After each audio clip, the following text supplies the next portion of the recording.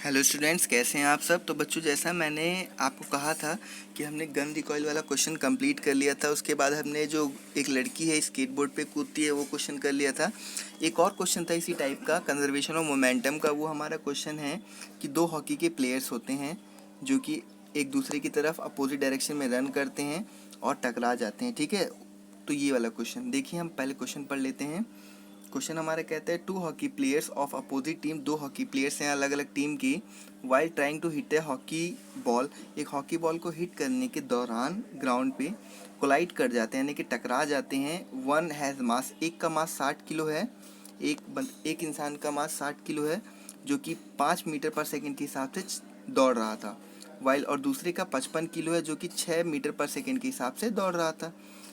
ठीक है, एक उसके सामने, in which direction with what velocity they will move after they become entangled, यानी कि टकराने के बाद वो किस डायरेक्शन में मूव करेंगे।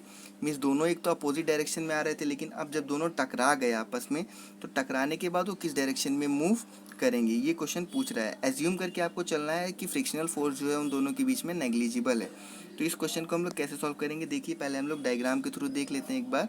डायग्राम के थ्रू अगर हम लोग देखेंगे तो यहाँ पे हमें मिलेगा कि जो ये हॉकी प्लेयर है बच्चों, हॉकी प्लेयर है, यहाँ पे क्या है, देखिए यहाँ पे इसका जो मास है वो 60 kg और 5 मीटर पर सेकेंड के हिसाब से आ रहा है, और इसका मास 55 kg है और ये 6 मीटर पर सेकेंड के हिसाब से आ रहा है।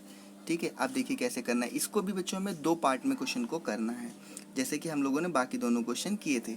अगर हमने मान लिया कि वेलोसिटी v जो है, ठीक है, टू एंटेगल्ड प्लेयर्स की after collision the total momentum, ठीक है, if v is the velocity of the two entangled player, यानी कि दो खिलाड़ियों की जो वेलोसिटी है कोलिजन के बाद, ठीक है, उसको हमने v मान लिया। अब देखिए सबसे पहले क्या हुआ, सबसे पहले केस में हम लोग इसमें क्या करेंगे, यहाँ देखिए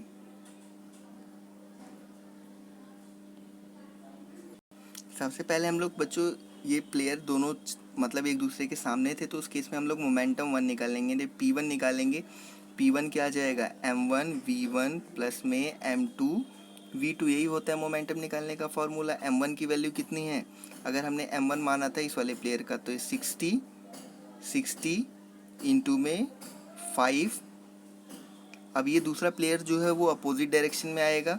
ठीक है, M2 कितना हो जाएगा उसका 55, और वेलोसिटी कितनी हो जाएगी, नेगेटिव में हो जाएगी क्योंकि वो अपोजिट डायरेक्शन में आ रहा है, तो -6। इसको सॉल्व करेगा तो 60 इंटू 5 कितना हो जाएगा, 300 हो जाएगा, और 55 इंटू 6 कितना हो जाएगा, 330 होगा। ठीक है, कितना होगा, 330। तो 300 में से 330 जब माइनस करोगे बच्चों, 300 में से 330 जब माइनस करोगे तो आंसर कितना आएगा, -30, यानी कि P1 आपके पास कितना आ गया, -30 आ गया। ठीक है, आप P2 निकालोगे तो P2 निकालोगे यानी कि जब दोनों टकरा गए आपस में तो दोनों का मास ऐड हो जाएगा, 60 + 55। ठीक है, और वेलोसिटी हमें नहीं पता तो दोनों को ऐड करोगे 115 v हो जाएगा। अब हम जानते हैं law of conservation of momentum के अकॉर्डिंग इक्वेशन 1 बराबर इक्वेशन 2, तो उस केस में हम लोग क्या करेंगे, 115v is equal to minus का 30 और v is equal to minus का 30 अपॉन में 115। ठीक है, सॉल्व करोगे तो माइनस का 0.26 मीटर पर सेकेंड आंसर आ जाएगा। आई होप आप लोगों को समझ में आया होगा। नहीं समझ में आया बच्चों तो आप कमेंट सेक्शन में बता देना कि नहीं समझ में आया, तो मैं आपको अगेन एक्सप्लेन कर दूंगा। Thank you for watching the video.